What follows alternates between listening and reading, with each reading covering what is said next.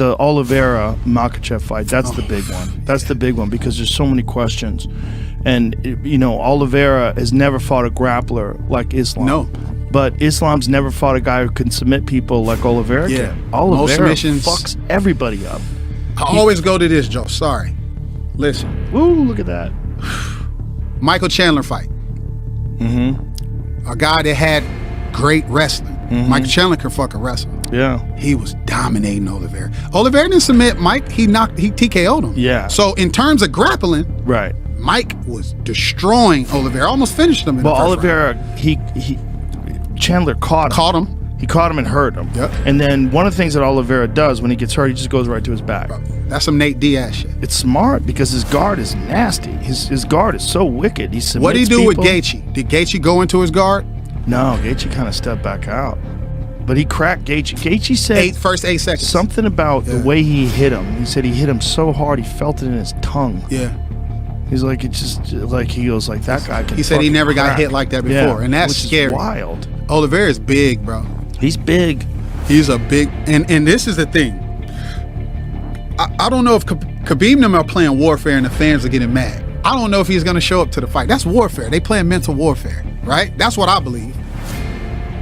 Charles is big, man. Yeah, well, it's amazing too that he fought at 45.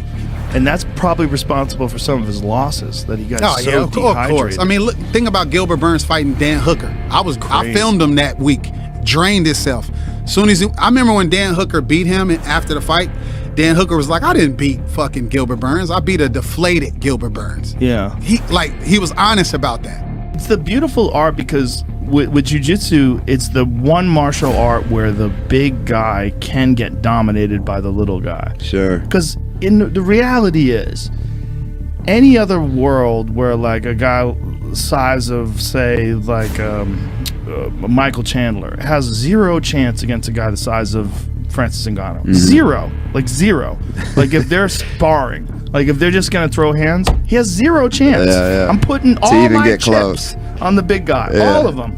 But in jiu-jitsu, if you get a guy like Charles Oliveira who's that good at jiu-jitsu, he could strangle a fucking heavyweight. Yeah, sure. And I've seen it. I've seen it happen. Could. Oh yeah, I've seen it. Guy who doesn't know jiu-jitsu and he's rolling just doing jiu-jitsu with a guy like him, and he gets your back. Oliveira's jiu-jitsu is some of the best I've ever seen in MMA. It's like Seamless. world championship caliber jiu-jitsu, but he's doing it in an MMA match. He's the one guy where it doesn't matter what happens in the fight. If you go to the ground with him, you're in deep shit. Yeah. Like that Dustin Poirier fight. They're all scared to do it. Yes. Like Gaethje had him hurt. Yes. He's like, no. But when you see what happened when he dropped Gaethje and then he got on top of him, he just strangles you. Choose just your goes poison. straight to it. I think he's at a resurgence too, because I remember when he was like kind of got on this roll, they were like, dude, nah, I don't think so, because he's a quitter, you know, he's weak. I'm like, all right, dude, fuck that. Isn't that interesting? How like, I wonder what it is that changes in a fighter. Is it a mindset thing? Is it like, I don't know what it is, but something happens where some guys just, they don't quit anymore. They just get to this level and something changes. It was my wife grew up with Oliveira in Guadalajara, Brazil. And so she knows him really well, and he just kind of eliminated all the negative people out of his life. Really? So I guess probably started taking training more seriously, you know, put more time and effort in the gym and not so much into other people. I talked to now he's like Anik knocking Cormier people out. too. Yeah, knocking people out, strangling people. Is the most submissions ever in the history of the sport. He's the one guy that I really wish Khabib would have fought. Like now, like if Khabib was going to come back, and I wonder.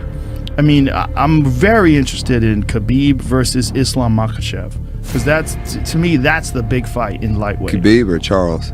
Did I say Khabib? I meant Charles. I meant Oliveira. Oliveira versus Islam Makhachev. But if Islam Makhachev loses to Charles Oliveira, then if Khabib had like one more in him. You don't think there's a price tag they could throw at him? That's what I'm saying. Like dang, he's like break the bank. Bro, he's as heavy as you right now though. What if Charles Oliveira beats Islam Makhachev? Yeah. What happens then? Then he fights. What if he submits him and he calls out Khabib?